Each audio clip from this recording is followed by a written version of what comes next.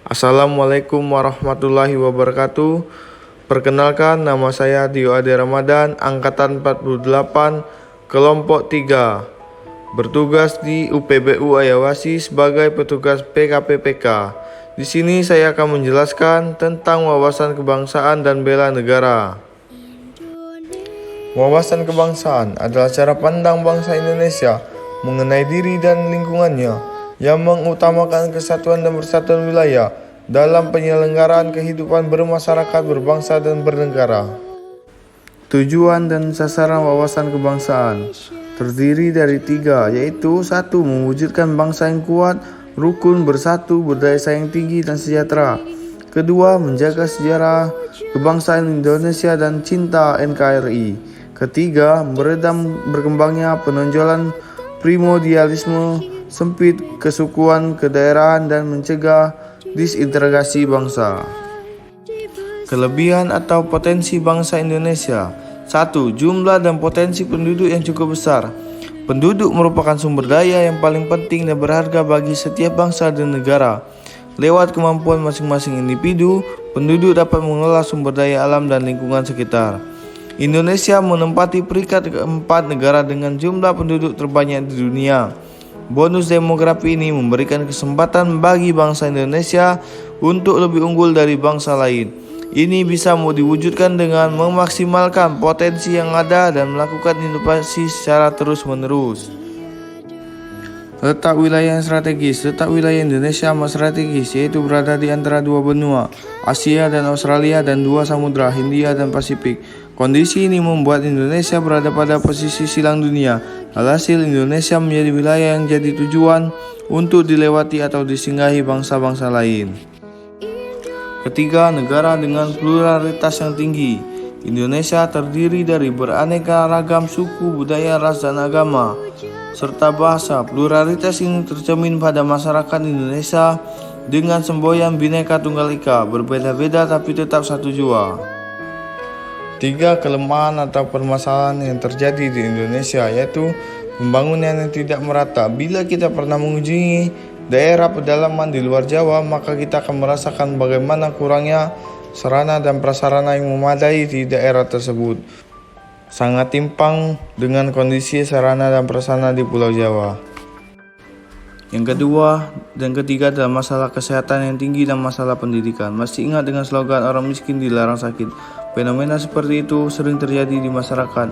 Biaya pendidikan juga semakin tidak terjangkau oleh masyarakat miskin. Bahkan perguruan tinggi negeri pun memasang tarif uang gedung yang cukup tinggi dan tidak dapat terjangkau oleh masyarakat kelas menengah ke bawah. 3. Tokoh inspiratif pada masa sekarang yang menunjukkan sikap-sikap dan nilai-nilai bela negara pada kehidupan sehari-hari, yaitu yang pertama Dr. Lee Agustinus Darmawan, yang kedua Ibu Menteri Keuangan Sri Mulyani Indrawati, dan yang ketiga adalah olahragawan dari cabang olahraga bulu tangkis yaitu Apriani Rahayu. Dr. Agustinus Darmawan adalah seorang pendiri Rumah Sakit Apung pertama di Indonesia.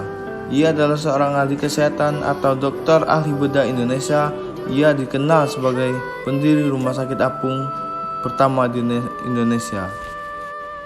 Rumah Sakit Apung milik Dr. Lee Darmawan memberikan pelayanan kesehatan secara cuma-cuma kepada masyarakat di daerah miskin dan terpencil di Indonesia yang tidak terjangkau oleh pelayanan kesehatan secara reguler. Dalam mewujudkan cita-citanya membuat Rumah Sakit Apung tersebut, Dr. Lee menjual rumahnya, dan pada awal pendirian ia sering disebut sebagai dokter gila. Karena dalam pembuatan Rumah Sakit Apung ini membutuhkan biaya yang besar, dan Dr. Lee sering diremehkan oleh orang-orang sekitarnya.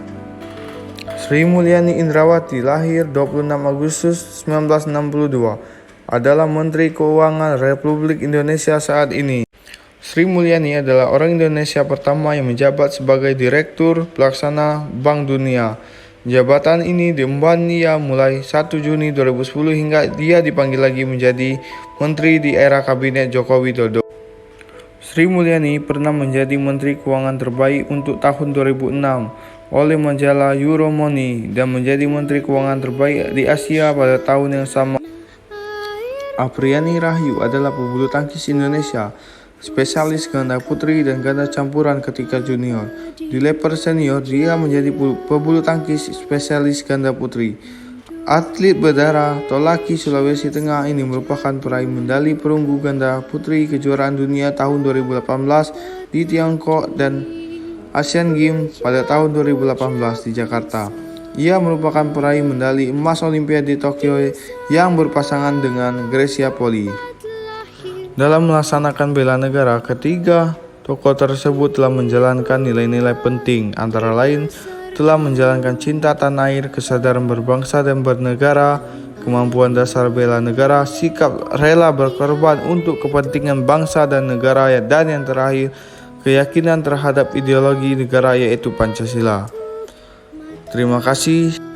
Wassalamualaikum warahmatullahi wabarakatuh.